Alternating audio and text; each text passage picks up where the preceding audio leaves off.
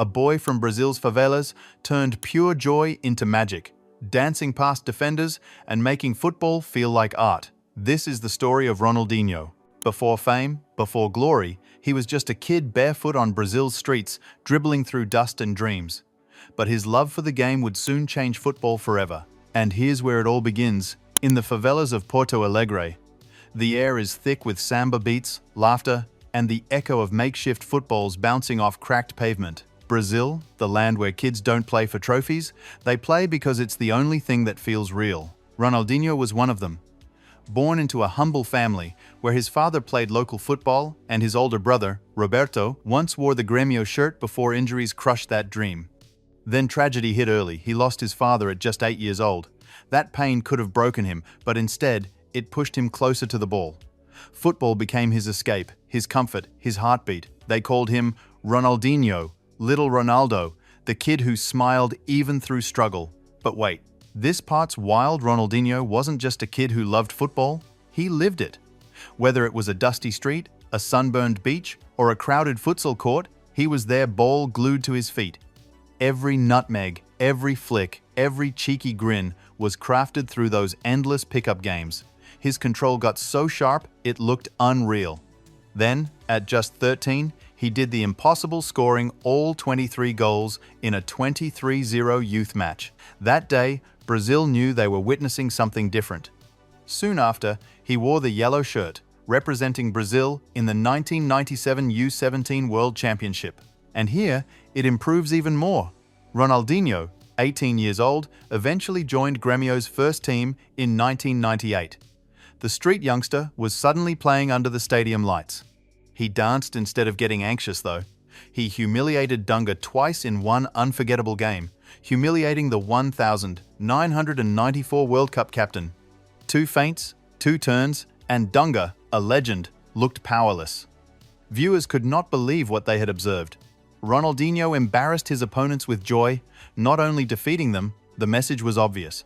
Brazil had discovered its next wizard. Just when it seemed his story was heading straight for the Premier League, fate threw a curveball.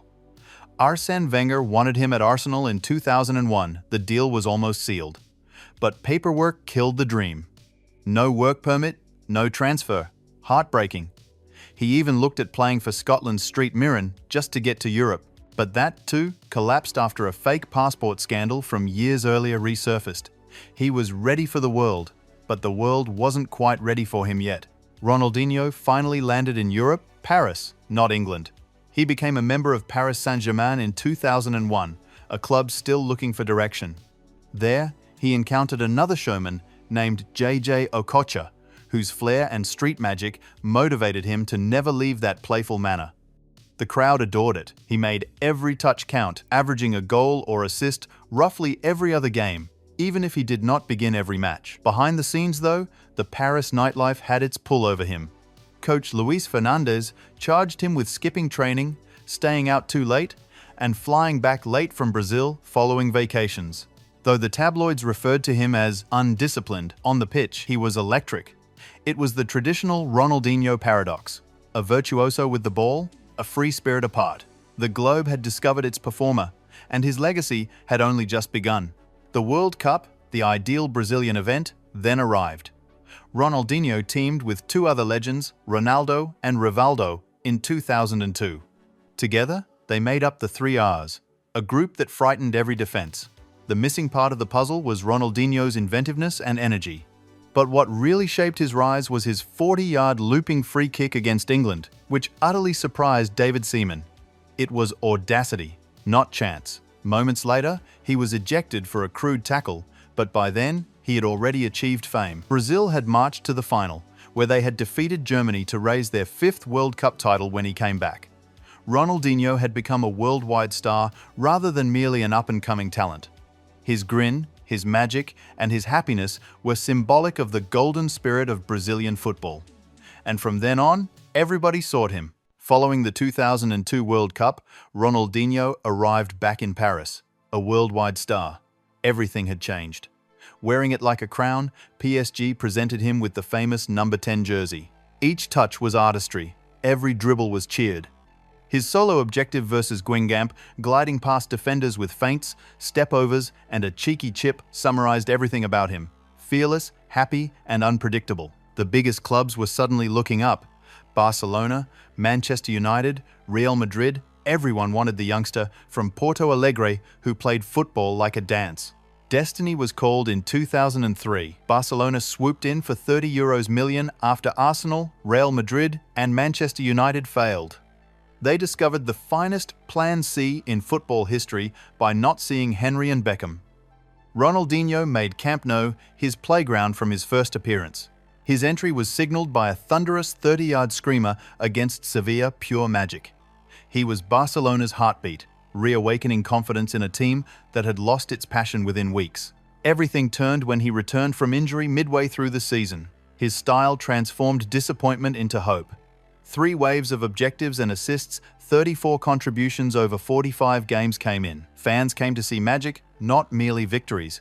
He was named FIFA World Player of the Year in 2004, reminding everyone why they loved football.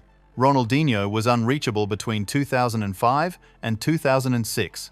Under his direction, Barcelona won back-to-back La Liga crowns and a long-awaited Champions League title. His toe-poke target against Chelsea, his assist for Messi's first goal, and his iconic El Clasico effort solidified his reputation. Even Real Madrid supporters appreciated it. Awards came after 2 FIFA World Player of the Year accolades, the Ballon d'Or and the FIFA Pro World Player of the Year.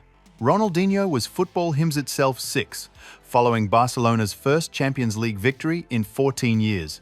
Every rise, however, has its fall. Things started to change following the 2006-07 season. Messi's ascent began to overshadow Ronaldinho's glow, and gradually the fun in his football started to vanish. Training was shorter, parties longer. Coaches said he missed classes, came late, or returned from Brazil overweight. The spark that once made him unstoppable now pulled him away from the game. His FIFA and Ballon d'Or rankings dropped, hence, so did his Barcelona plans. Pep Guardiola made a difficult decision upon his arrival in 2008. Ronaldinho had to go. Not because he was not good enough, but rather because Pep wanted to protect Messi from outside influences. At only 28, the magician of Camp Nou was sold. Overnight, an era finished. AC Milan unrolled the red carpet when Ronaldinho departed Barcelona. Though Manchester City had dangled a mountain of money, he sought legacy over riches. Initially, it seemed like the correct decision. He lit up the San Siro with flicks, passes, and that characteristic smile. Milan's late evenings, though, shortly came to be as well known as his accomplishments. Missing training sessions, his fitness suffered, and his magic started disappearing more rapidly than anyone anticipated. Europe had gone on when he turned 30. Packing his bags, he flew back to Brazil to play for Flamengo, Atlético Mineiro, and Fluminense. Flashes of brilliance, yet the glitter was weaker. Now that the party has finally caught up with him, after a brief and happy futsal stint in India, Ronaldinho formally hung up his boots in 2015. He was loved wherever he went. Retirement didn't diminish his attractiveness. Headlines, though, struck again in 2020. He was arrested in Paraguay for using a falsified passport. His spirit persisted still, even behind bars. Participating in a prison soccer competition, he scored or helped all 11 goals in an 11-2 triumph. It was traditional Ronaldinho turning chaos into pleasure and penalty into fun. He always discovered a means to make people grin regardless of the circumstance. One measures Ronaldinho's legacy in smiles, not numbers or honors. Turning football into a show, he infused the greatest theaters on earth with the excitement of the streets. Just genuine love for the game without ego or ill intent. He elicited laughter from the spectators, dizziness from the defenders, and respect from the opponents. Thanks to him, children everywhere started to dribble, enjoy the game, and learn to play barefoot. His grin evolved into the most potent emblem in football, evidence that happiness can be greater than stress. Ronaldinho arrived, danced, stunned, and reminded the planet that football is not just competition. It's happiness, creativity, and freedom all in one. From barefoot dribbles in the favelas to applause at the Bernabeu, Ronaldinho's magic was never just about winning, it was about joy. He showed the world that football isn't played only with the feet, but with a smile and a heart full of love. Like, share, and subscribe for more stories like this.